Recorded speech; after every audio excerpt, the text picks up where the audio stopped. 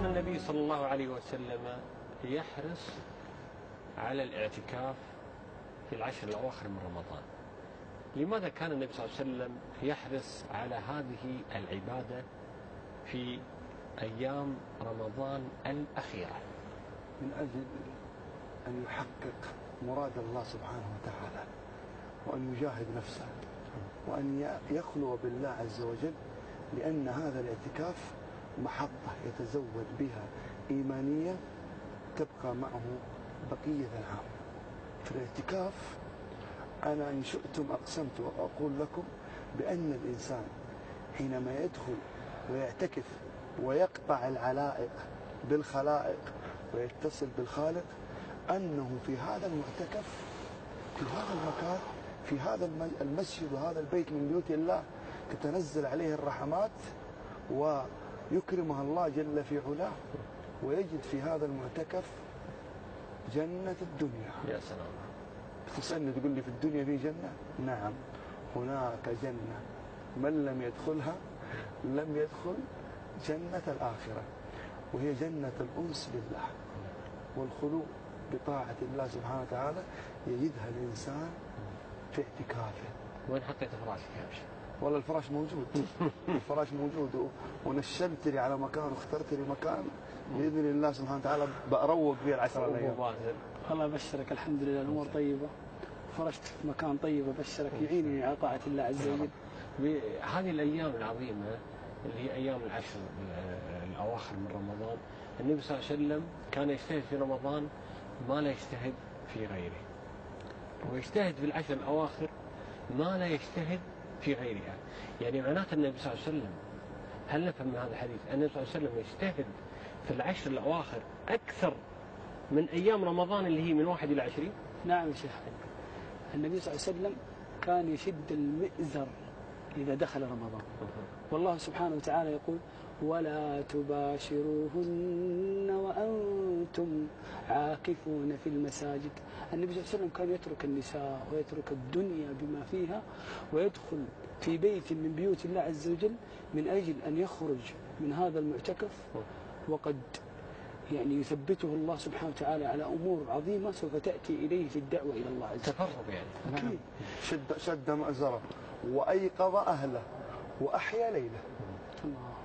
يربط على نفسه من أجل أن يقوم الليل كامل ويوقظ أهله. لماذا؟ لأن الرسول صلى الله عليه وسلم يعلم ما في هذه العشرة العظيمة من بركات ونفحات وخيرات في هذه العشر.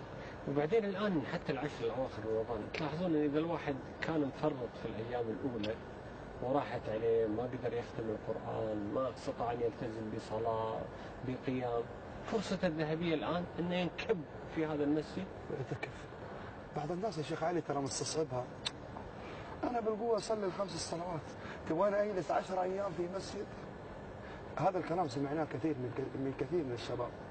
كيف أجلس 10 أيام في المسجد؟ إيش أسوي في ال10 الأيام هذه في المسجد؟ دخلوا معنا كثير من الشباب في الاعتكاف، والله الذي لا إله إلا هو، في نهاية هذه العشر إذا قالوا بكرة عيد، هذا الشاب كثير منهم سمعنا منهم هذه العبارة: يا الله أنتم في السعادة هذه وفي راحة البال هذه من سنين ولا تقولون عنها، بل بعضهم يبكي إذا قالوا بكرة العيد، لأنه راح ينقطع من الاعتكاف ومن التراويح ومن التسابيح ومن قراءة الآيات ومن الدمعات والركعات والدعوات. بل مرة واحد من الشباب خارجين أنا وياه من المعتكف ليلة العيد 10 أيام في الحرم المكي، ما شاء الله اعتكاف، وإحنا خارجين من المسجد إلى الدنيا، قال والله كأني خرجت من الجنة للدنيا. يقول كنت في سعادة انشراح بال لا يعلم به إلا الله في هذا الاعتكاف. جنة الدنيا. لأنه سبحان الله يقول ابن القيم وشيخ الإسلام كذلك: من أراد السعادة الأبدية فليلزم عتبة العبودية.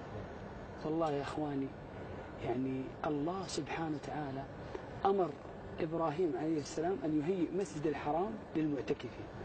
الله عز وجل يقول: وإذ جعلنا البيت مثابة للناس وأمنا واتخذوا من مقام إبراهيم مصلى وعهدنا إلى إبراهيم وإسماعيل أن طهر بيتي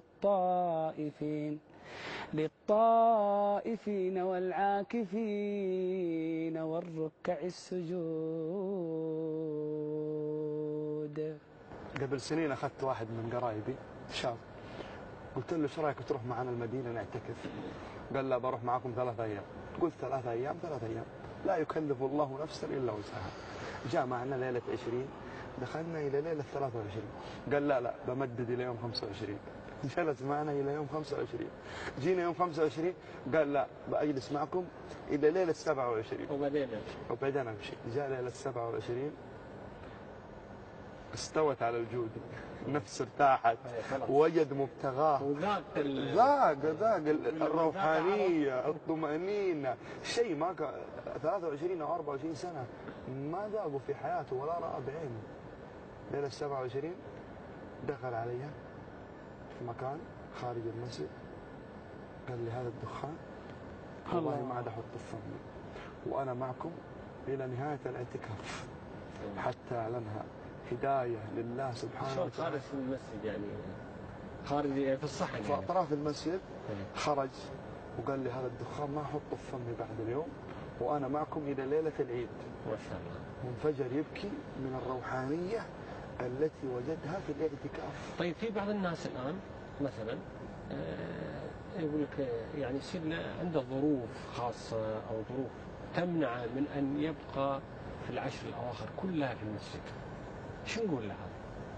ما لا يدرك كله لا يترك جله.